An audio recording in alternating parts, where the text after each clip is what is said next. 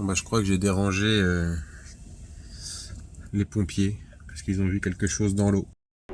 Salut les explorateurs. Bon, hier on était le 7 février et on a fait venir une quinzaine de sapeurs-pompiers. On a déclenché un dispositif de sauvetage sur le Rhône parce que je pense qu'ils ont eu un appel d'une personne stipulant qu'il y avait une personne en détresse ou un nageur. À mon avis, ça peut être que moi. Donc on a fait le point avec eux pour que l'information puisse être transmise directement aux autres centres SDIS sur tout le parcours jusqu'en Méditerranée. Et donc forcément, ils ont contacté la compagnie nationale du Rhône qu'on a eu ce matin au téléphone et qui nous ont expliqué que malheureusement, il va falloir mettre un terme à cette aventure sur le Rhône parce que en termes de sécurité, c'est juste pas possible en étant juste un nageur sans avoir une assistance bateau, etc. sur des voies navigables où il y a également de grands bateaux qui sont en train de naviguer continuellement, plus tous les ouvrages. Alors derrière, je ne sais pas si on le verra sur la caméra, mais plus tous les barrages hydroélectriques qui sont positionnés sur le Rhône. Donc on va devoir remodifier notre projet. Le projet en lui-même, c'était de partir de Villefranche-sur-Saône pour rejoindre directement la mer Méditerranée. Mais le but, c'était de travailler sur la partie du travail sur le froid, la résistance sur le froid. Donc on va remonter sur Villefranche-sur-Saône et on va faire des allers-retours sur les 8 jours restants pour travailler sur la résistance au froid, sur les journées entières et faire des boucles pour pouvoir travailler cet aspect-là. Donc c'est pas forcément ce qu'on avait imaginé avec le projet en lui-même, mais là on est sur le Rhône, on est en France, on a des règles, des obligations.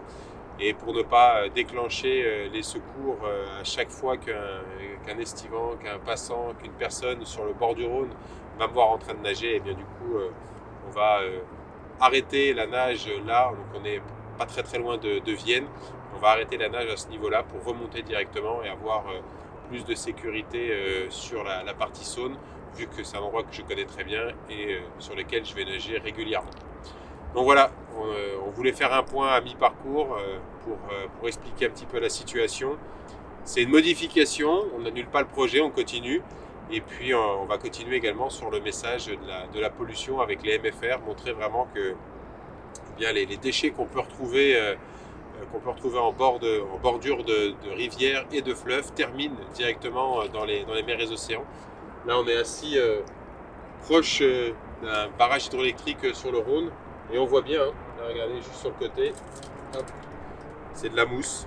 C'est tous les déchets qui sont charriés directement par les crues. Et on voit bien que l'eau monte relativement haut. Tout autour de moi, il y a des branches. Et ça fait un vrai sapin de Noël. On a des déchets partout. Donc il y a une vraie prise de conscience à avoir, une vraie sensibilisation à faire auprès des jeunes. Parce que c'est un vrai fléau. Et là, on a encore la possibilité de le collecter parce qu'il est en gros morceaux.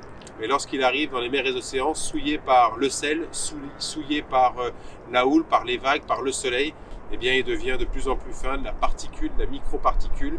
Et là, ça devient presque impossible de le collecter. Et après, ça part directement dans ce qu'on appelle le cycle de la vie. Et on va l'avoir dans l'eau, on va avoir une pollution très importante des eaux, on va avoir des pollutions importantes des endroits où même l'homme ne met pas les pieds. Et donc, il faut vraiment faire quelque chose sur ce fléau. On continue, on ne s'arrête pas. En tout cas, merci à vous pour votre suivi et votre soutien depuis le début.